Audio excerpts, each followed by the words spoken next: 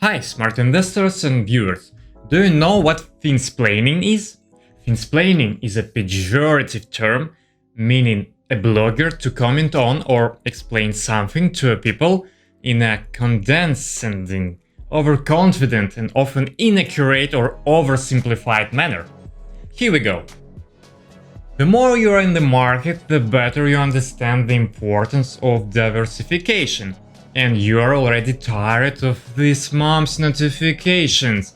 But only after a few years spent on the stock market you understand the nature of this rule. When a beginner hears this rule about diversification and nobody can beat the index, he thinks that all predictions are worthless and feels himself like a guru that has reached the truth. He starts to laugh at all the analytics and trade system and so on.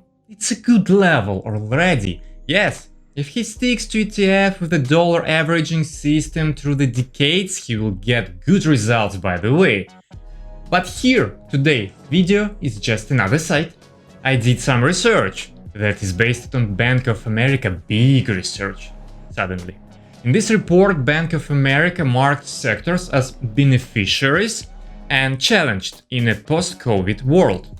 They released this Kraken at 5th May of 2020. So what did I make? I choose the ETFs on the beneficiary sectors only randomly after 6 months, stayed away from the challenge sectors and made a portfolio based on them. After half of the year of measurements and tracking this portfolio, guess what I had, please? Will it beat the index or not? It's a basic question. So this Bank of America portfolio gave 36% return against 25% of the S&P 500 return for the same time. I have finished with this 11% of additional returns on the 7 months horizon only. In order to understand how much is this, just divide your portfolio by 10 and imagine that you get this additional money. It's like an extra $1,100 from a $10,000 investment. Not bad, isn't it? And that was a pretty diversified portfolio full of ETFs, not any single stocks. So what happened? Bank of America helps us to beat the index, but can they beat the index creating research on their best minds and analytics in the future? I don't know. They have a good probability of making it. I need to do one more experiment with this bofa later. Stay tuned by subscribing to my channel not to miss it. Why is this video about diversification? So as I said before, the more you stay in the market and the more examples of being index you will see around. Every year somebody dramatically beats the index. They make reliable predictions based on the common sense and win. And everybody is just thinking, how did they make it on those simple things and ideas? That was too obvious for everyone to make free money on the stock market from this. How about efficient market theory? Everything is already in stock prices. I don't think I can argue with this basic theory. And we can stop the video at this point, but wait! I want to explain another role of diversification. You may not need her at the good times, but she will always save you in troubled times. The problem is not in right guessing of 80%. The problem appears after 20% of mistaken guessing. Something strange that never should happen happens. Something that broke regularity and 100 years patterns happens. Some sectors that should be down become leaders and you are losing your potential profits. Let's assume that 80% of events can be predicted by professionals and they will win at this period with the narrow choice of stocks and sectors. The main problem here is that this narrow portfolio will not be able to defend you if something will go dramatically different. Stocks will defend you from inflation and you hold your full assured sleep well portfolio. But when the economy was closed in 2020, and the consuming fall, everybody just started to be afraid of deflation. And stocks don't defend you from deflation. What does this happen? Because when consumer goods prices go low, profits of corporations and businesses are going low also. For sure that works not for every sector and company, but in general. Therefore, to defend from this black swan in deflation disguise, you should have some reliable bonds with duration that will fit for your goals. Or a good dividend-paying stocks, not only growth stocks in your portfolio for your psychological comfort. But after all of these QE games from Federal Reserve System, bonds start to be volatile also and hard to predict. So you can always stake at the leaders and good companies until some upstart will kill these monsters. Kodak was killed by digital technology, Lehman Brothers was too big to fail, really.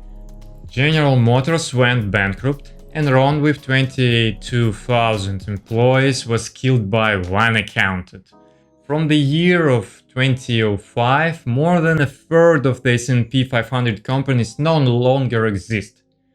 Also, there is decades of good and bad sectors exist. Many years REITs were outperforming the market to become the wrong horse for the next 10 years. Therefore, it's better to hold even the unpredictable or bad sectors in order to stay alive in the long run, or just have a big stake in all S&P, Nasdaq, Russell 2000, Dow Jones and so on. By the way, the father of the index investing, John Bogle, also wasn't a supporter of sectoral ETF, despite Vanguard had them early and having even more of them nowadays. You always can find periods where one or the other sectoral ETF will outperform the rest. Just check it by ranking at Vanguard website. Oh, free Vanguard advertisement that they don't need. They're great without me. I like etfdb.com to watch all ETFs that I need for myself. Holdings, expense ratios, dividends history, comparing with leaders and so on.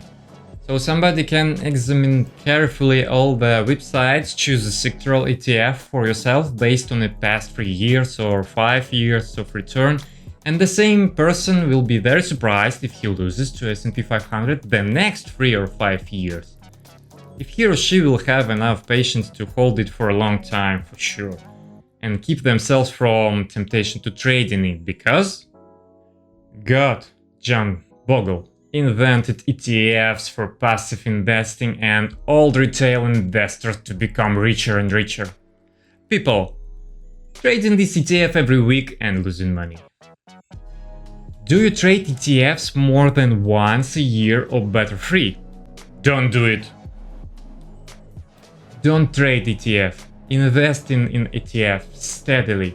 Investors mainly confront two types of risk in investing. The first is known as market risk or systematic risk. This type of risk is not possible to avoid. You will always meet with this type of risk and you can't beat it even with a powerful diversification. Why? Because the risk contains war, interest rates, instability in politics, inflation and so on. So this type of risk affects every stock and sector. No way to avoid this type of risk. You just need to be in best Buddha here. But luckily, the second type of risk is avoidable. This risk is specific to a company, market, country or industry. Main source of unsystematic risk is business risk. So our goal here is to invest in different assets, therefore they will not be affected the same way by unpredictable market events. What's the bottom line? I want to say that we need diversification not only because we cannot predict something and see ahead, we just can't see something. Diversification is needed because the world is changing in a completely unpredictable way, and the more years pass, the fewer any prediction come true. Research shows that approximately 0% of predictions come true in 20 years. This is why you need to invest in quite different assets and strive for broad diversification. On the horizon of 3-5 years, you may be inferior in profitability because of this, But then the strength of your diversification will begin to show miracles. Those people who decided to invest only 1% of their portfolio in crypto assets in 2011-2020 never regret it, and their 1% turned into 10-13% of their portfolio. Although it would seem that this is a wild nonsense. Guys, I really appreciate that you are engaged in your financial self-improvement by watching this kind of videos. Stay subscribed to my channel to update the ways for diversification. Stay invested with the wide portfolio. And see you in the next videos. Thank you and have a good day. And I forget for sure, please press the like button.